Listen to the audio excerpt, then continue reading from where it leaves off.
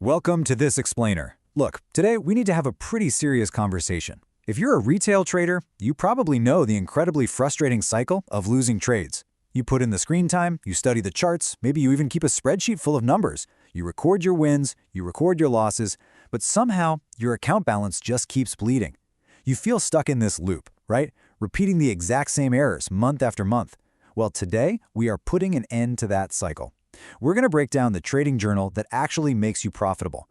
I'm going to walk you through exactly how professional traders document their process to force consistency, completely strip out emotional errors, and finally stop the bleeding. So most traders have a journal. It's kind of like a rite of passage. You open a broker account, you fund it, and somebody somewhere tells you that you need to track your trades. So you open up a basic spreadsheet or a notepad app. You're probably doing this right now. You jot down the date, the ticker symbol, and what price you bought it at. But here's the harsh truth. Very few actually improve. I really need you to hear this loud and clear.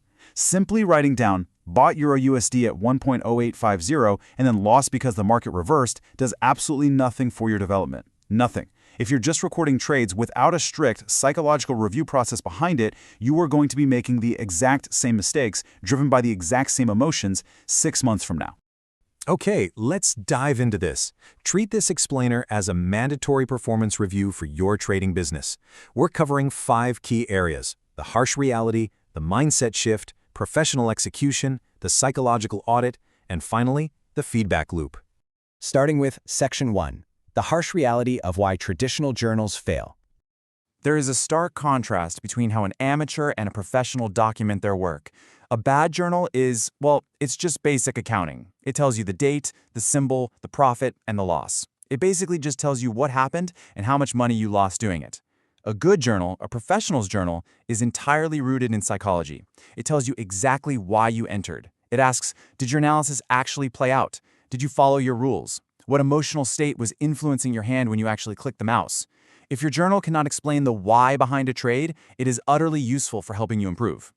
Section 2, the mindset shift. This is all about gambling versus disciplined execution. This is where we draw a hard line in the sand between gambling and disciplined execution.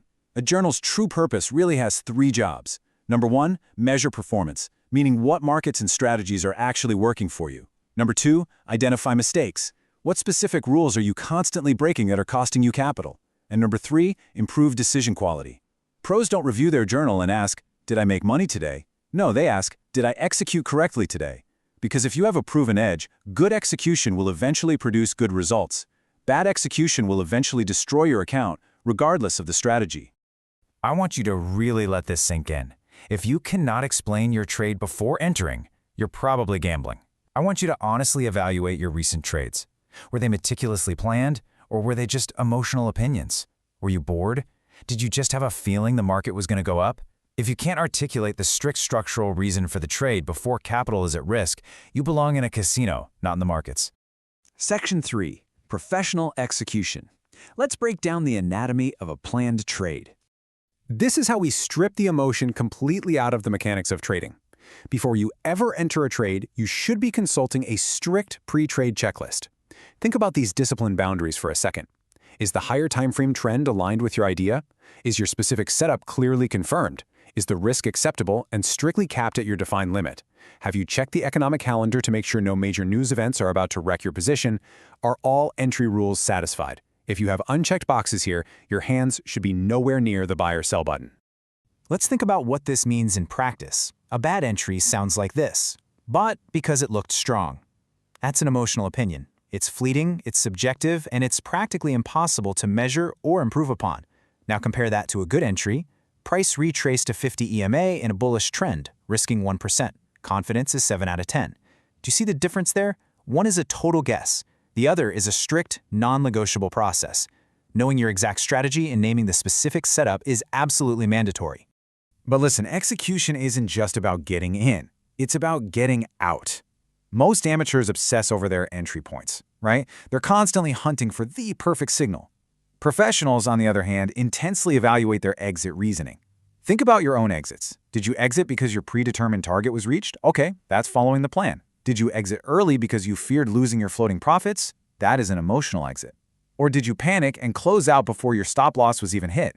You have to document this every single time to see if you're actually letting your edge play out. Section 4. The psychological audit. This is where we track your emotional state. This right here is arguably the most critical phase of this entire explainer, the internal psychological review that honestly 95% of retail traders completely ignore. You need to start doing this today. Track your dominant emotions: confidence, fear, FOMO, stress, and rate them on a scale of 1 to 10 for every single trade. Alongside that, track your triggers. Were you physically tired? Were you angry about a previous loss? Were you revenge trading just to make it back? Ask yourself these tough questions about your mental state during your last 5 trades. I guarantee you'll start seeing a massive correlation between your highest stress levels and your biggest losses. And this builds into a pretty incredible revelation. When we break down the sources of a trader's losses over 100 trades, the numbers are shocking. 40% of losses came from simply taking oversized positions. 30% came from breaking established rules. Only 20% actually came from the strategy itself failing. This proves unequivocally that the vast majority of your losses stem from your own emotional breakdowns and a lack of discipline. It's not because your moving average strategy is broken. So the absolutely crucial takeaway is this. You stop blaming the market. You start fixing yourself. The market does not know you exist. It isn't out to get you. Once you realize that your own lack of discipline is the culprit, you transform from a victim into a disciplined professional. That is the ultimate mindset shift. Which brings us to Section 5, the feedback loop. Establishing the weekly review.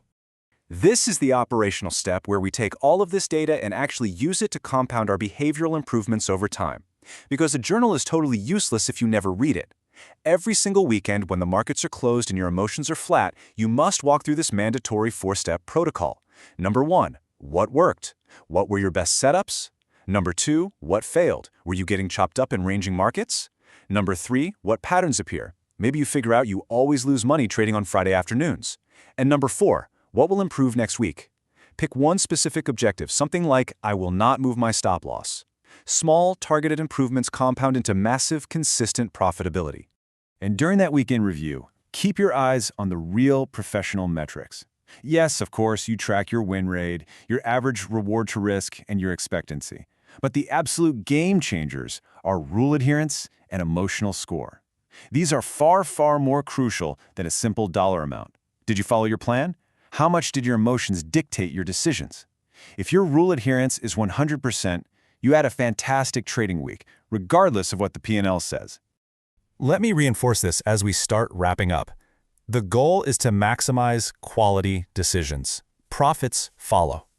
Your primary objective in trading is not to maximize immediate monetary gain on, a random Tuesday morning. Your job is the flawless execution of your proven process over a large sample size of trades. Keep this concluding thought in mind. The traders who survive aren't always the smartest. They're the ones who learn the fastest. Experience alone doesn't create improvement. You could trade for 10 years and still be terrible at it. Feedback creates improvement. Your trading journal is simply an accelerated feedback system designed to help you learn from your mistakes faster than your capital runs out. I want to end by directly challenging you. What is the single biggest mistake you've discovered in your own trading? Really think about it. Are you over-leveraging? Are you panic selling? Take that first step of radical self-awareness today, diagnose your psychological flaws, build out your process, and start actually treating your trading like the high-performance business it is. Thanks for joining me on this explainer, and I will see you next time.